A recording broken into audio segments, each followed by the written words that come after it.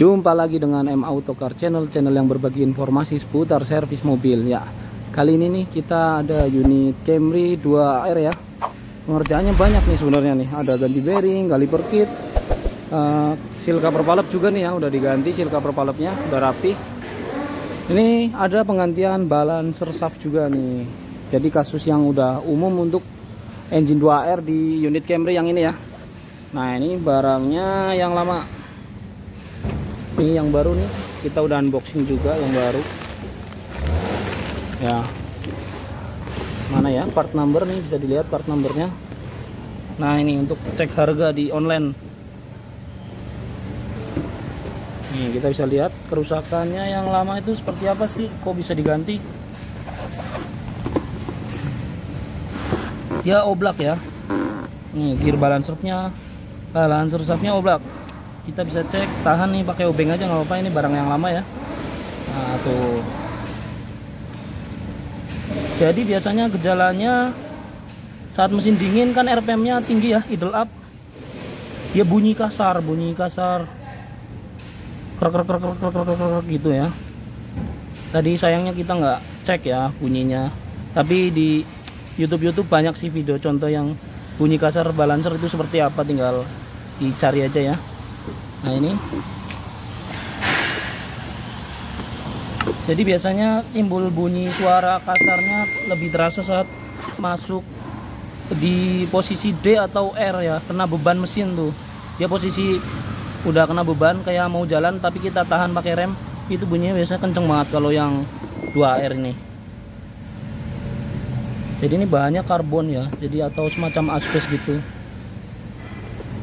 Biasanya timbul ada pertanyaan, kenapa nggak dibikin besi aja biar awet, biar kuat, biar nggak cepet oblak.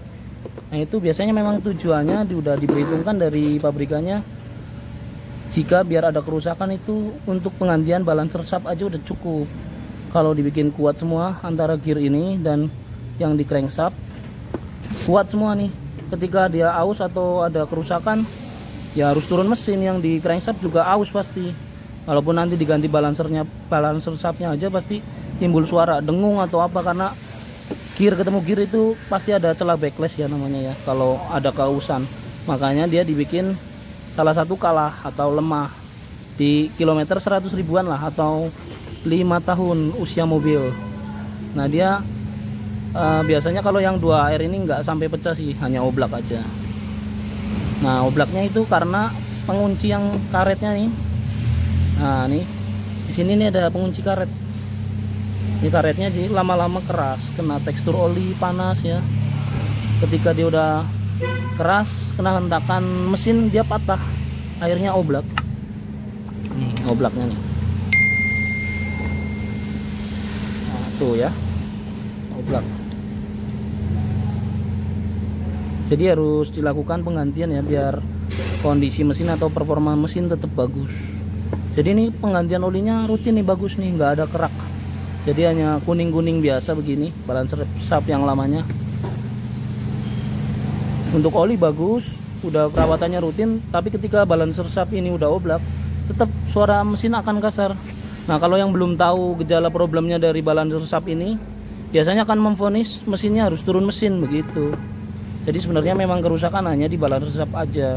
Ketika balancer shaftnya udah diganti baru ya mesin bakal normal lagi, halus lagi. Nah ini, jadi ini prosesnya bersih-bersih ya, karternya dibersihin, yang di mesin juga dibersihin ya. Jadi nanti dilem ulang di momen torsi, jangan lupa ya. Ini untuk momen torsinya harus pas sesuai standar buku repair manualnya. Ini ada baut 12 3 piece, baut 14 nya 4 piece, dia tembus ke crankcase. Di momen yang baut 12 nya sekitar 250-an dan baut 14 nya sekitar 450-an. Nah ini bautnya nih panjang ya, nih bautnya tuh tembus ke crankcase.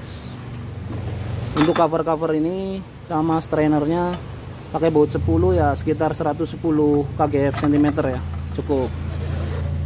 Oke, ini tinggal dirapi-rapikan, bersihkan, pasang yang baru.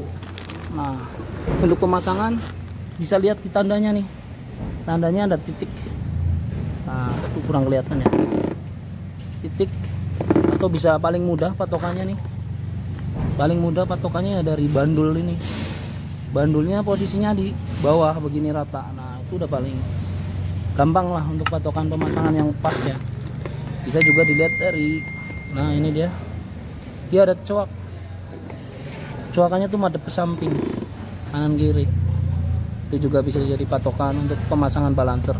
Dan jangan lupa di mesin posisinya ditopin dulu ya, bebas maupun top 4 maupun top 1 juga nggak apa-apa, yang penting posisi mesin top, posisi bandulan balancer di bawah nih rata.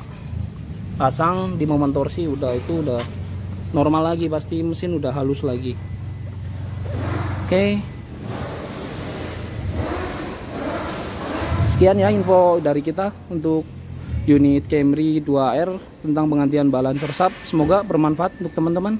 Sampai jumpa lagi di video-video M Auto Car Channel berikutnya. Terima kasih.